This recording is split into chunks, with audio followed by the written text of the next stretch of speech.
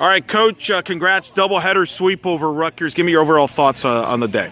I'm very proud of how we played and pleased with how we played because Rutgers is a really good team. They have, I believe, very good pitching. I mean, they were the first one spinning it, and then the second one came in, and I mean, they complement each other. She was throwing some gas. So I just like how we stayed in each at bat and made things happen.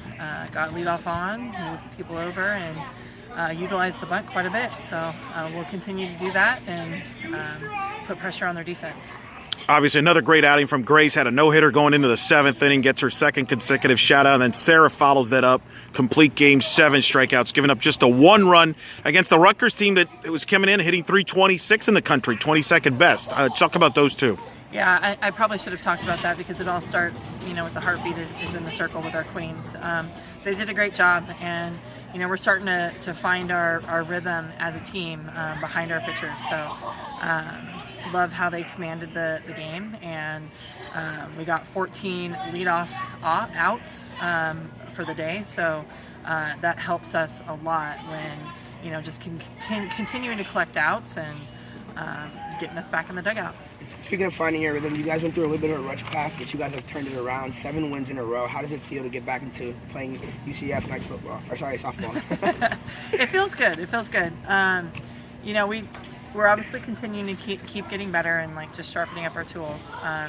And that's exactly the message that I talk to them about is if we think that we have it or got it, then we'll be done. And I think we're still learning those pieces because we had a lot of confidence and belief in ourselves from last year.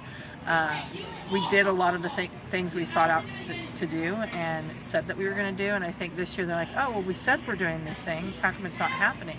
Well, we have to create those opportunities for ourselves. So we're learning how to grind through that and figuring our team out. So, figuring each other out, playing for each other, and learning our roles.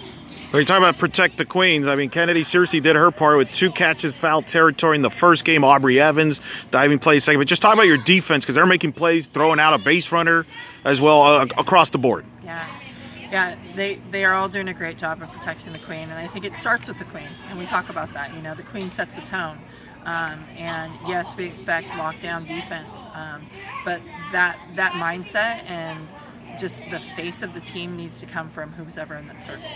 Speaking of in the circle, like you said, Sarah Willis with 7 strikeouts today. How big of an impact has she made for this program? Oh, huge. I mean, she came up after they got the base hit, scored that run and got a leadoff on with a base hit up the middle. I mean, she can do a lot of things. And right now, we're probably not utilizing all of her skills every game, but her main goal is to be a queen in the circle. And so just seeing how she's really developed and just become super dynamic with her pitches is exciting to see, and I'm excited to see how much she continues to grow. I don't know if you've ever been a coaching career, been part of a rocket launch during a game. Give me your vantage point of that, because you stepped out. I think you saw it coming because you went out there to talk to Sarah. So take me through your vantage point of all that. Yeah, I think I obviously also saw Squirrel and looked at the rocket launch as well. So, but it's just cool. That's what's so fun about being here in Florida is we see it and we're like, yeah, no big deal. We see these all the time. And I think our opponent may have stopped the entire game in their dugout like, oh my gosh, because it's such a cool thing to see. But for us, we just said, hey, get back into it, lock in, because our goal was to come in and play 14 solid innings of softball. You get the doubleheader sweep, as I mentioned there, with the sweep. And you're timely hitting small ball, attacking their defenses. Just talk about getting back to, you mentioned it to me earlier, night softball. That was kind of part of it there. Yeah, night softball is just, being gritty, putting pressure on the defense. And then our bats start, always come about when that occurs. Like, and we lay down the bunt, get a run in the first game, and then we come up with that, a clutch hit later on in the game, in the first game. And in the second game, just really utilizing, our offense as far as our base running and our speed, and then Chloe coming up with a really big hit later on in that game.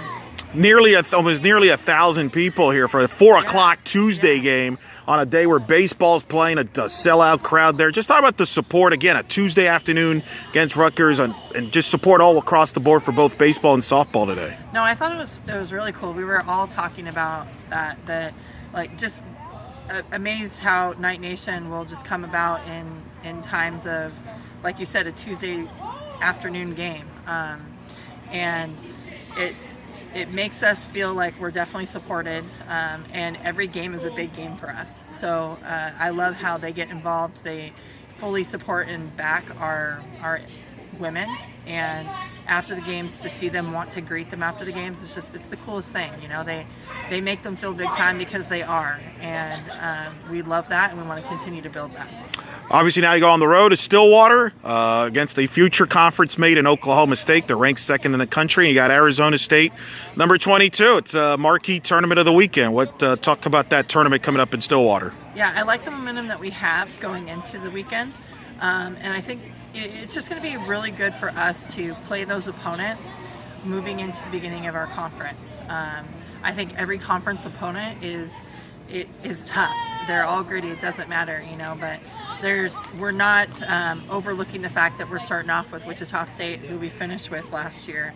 And so we know that that's going to really set the tone for what the conference is going to look like, and just get that momentum moving forward. Cold day here. It's going to be cold in Oklahoma, like you said earlier, but you guys are definitely on a hot streak. What's the mentality going into this tournament? Yeah, we'll just stay warm, and they stay pretty active in that dugout. You know, being in the dugout now, I hear all the chatter and how much they're moving around, and so I think that they'll generate heat and we'll be okay. I have my one non-softball related question for you. So, what's your favorite movie of all time and why? Ooh, okay. Armageddon, because I love Bruce Willis. I used to be a diehard fan, but you know, got to have more family oriented. But love that movie, and I love the soundtrack in the movies. Well, that's fitting. You did Armageddon on a night where the rocket launched. Very good. Exactly. Yeah. Thank you guys. Thanks, Coach.